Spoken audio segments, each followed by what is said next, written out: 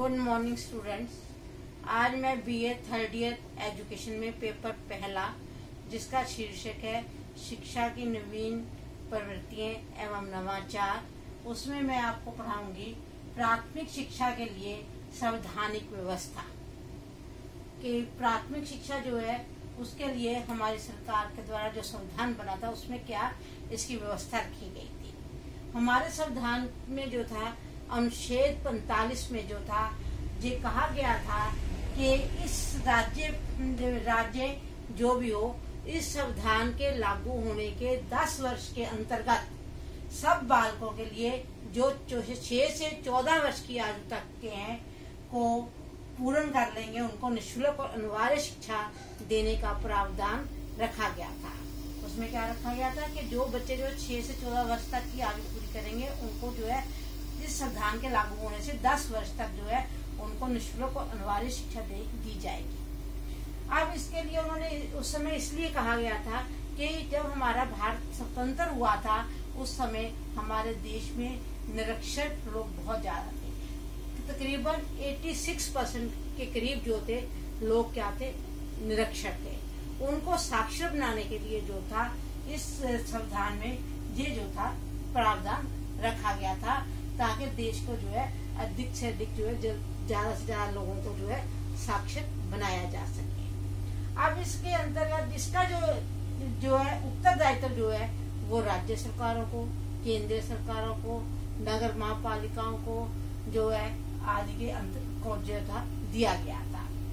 अब इसके लिए जो है अनिवार्य शिक्षा के लिए जो है इसके अंतर्गत जो है हमने देखा कि जो हमारी अनुच्छेद 45 में धारा 45 में जो कहा गया था उसके अनुसार जो था हमारे देश में आज भी लगभग जो है 30% के लगभग लोग जो आज भी निरक्षर पाए जाते हैं। अब अनिवार्य व निःशुल्क शिक्षा के मार्ग में कौन कौन सी कठिनाइयां हमें आती हैं, इस जो प्रावधान रखा गया इसको लागू करने में हमारे जो है मार्ग में कौन कौन सी कठिनाइयां आती हैं, जिसकी वजह से हम सब लोग जो है साक्षर नहीं हो पाए। कहता उन कठिनाइयों को देखते हुए सबसे पहली कठिनाई आती है अपव्यय व अवरोधन। अपव्यय क्या होता है? अपव्यय वो होता है जब बच्चा जो है एक क्लास में बीच में ही छोड़कर क्लास को चला जाता है। जैसे उसने एडमिशन लिया और उसके प्राइमरी शिक्षा पूरी भी नहीं की और उससे पहले ही छोड़ के बीच में चला जाता है, उसको हम कहते हैं अपव्यय। अवरोधन क्या होता है? जब बच्चा जो है एक क्लास में बार बार जो है फेल होता है, जब वो एक क्लास को 1 या 2 साल में पास करता है, वो होता है अवरोधन। इसे सबसे पहले हमारी इस अनिवार्य और निःशुल्क शिक्षा के मार्ग में कौन सी कठिनाई आती है? अपव्यय और अवरोधन की। कहता अपव्यय और अवरोधन से कि हमारे जो है देश जो है हमारी 75% जनसंख्या जो है कि ग्रामीण क्षेत्रों में रहती है। ग्रामीण क्षेत्रों में क्या होता है कि पेरेंट्स क्या करते हैं, अपने माता पिता जो होते हैं छोटी आयु में ही अपने बच्चों को काम में साथ ले जाते हैं, जिसकी वजह से वो बच्चा जो है जहाँ तक जैसे उनका काम का सीजन होता है बीच में ही बच्चे जहाँ तक अपनी पढ़ाई छोड़ देते हैं, जहाँ वो एक क्लास को 1 साल में पास नहीं कर पाते, उससे जो है हमारे अपव्यय अवरोधन की समस्या जो है हमारे सामने उत्पन्न हो जाती है। दूसरी है आंकड़ों में भिन्नता।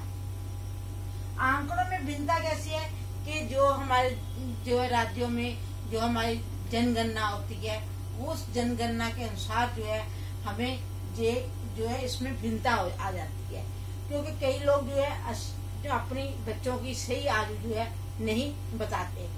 उनको क्या होता है कि 4 साल वाले को भी 6 साल में ऐड कर लिया जाता है और 16 साल वाले बच्चे को भी जो है उसको 14 साल में ऐड कर लिया जाता है, जिससे जो है हमारे आंकड़ों में भिन्नता आ जाती है और हम जो है इसको जो है लागू पूर्ण रूप से नहीं कर पाते। नंबर 3 पे है ग्रामीण व शहरी क्षेत्रों के विकास में भिन्नता। ग्रामीण क्षेत्रों में इतना विकास नहीं हुआ जितना कि हमारे शहरी क्षेत्रों में विकास हुआ है। शहरी क्षेत्रों में अधिक विकास होने से प्राथमिक शिक्षा जो है वहाँ पे अच्छी प्रकार से बच्चों को दी जाती है और बहुत बच्चे जो है प्राथमिक शिक्षा ग्रहण करते हैं।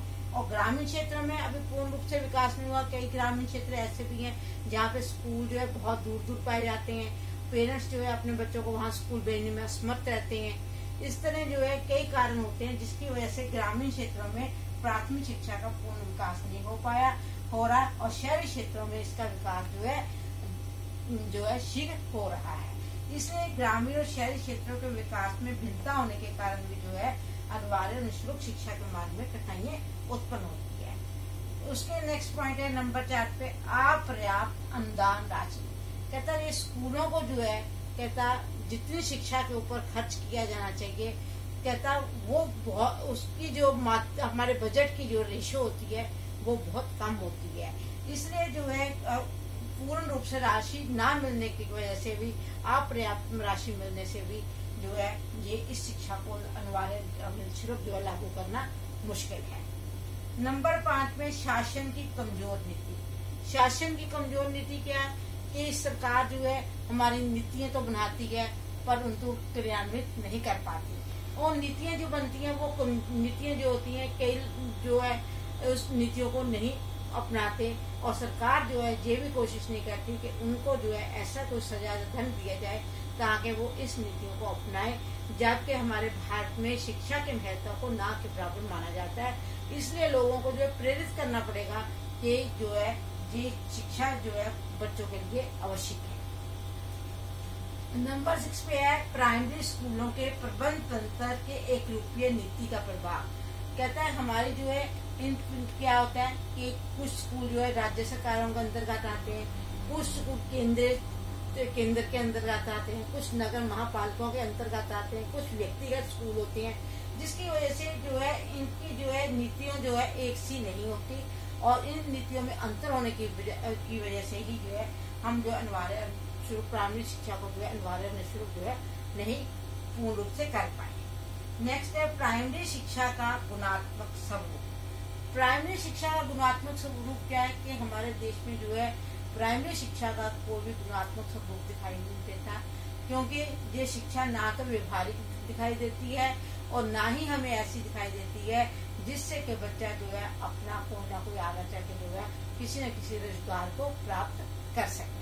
इसलिए ये कुछ कठिनाइयां हैं जो हमारी धारा 45 के अंतर्गत संविधान में कही गई थी। ये कठिनाइयां हमारे सामने आती हैं जिसकी वजह से जो है हम अपनी अनिवार्य और निःशुल्क शिक्षा जो है पूर्ण रूप से लागू नहीं कर पाए। धन्यवाद।